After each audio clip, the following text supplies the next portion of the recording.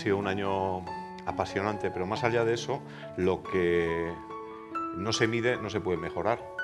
Y aquello que medimos en una memoria podemos mejorarlo mirando a futuro.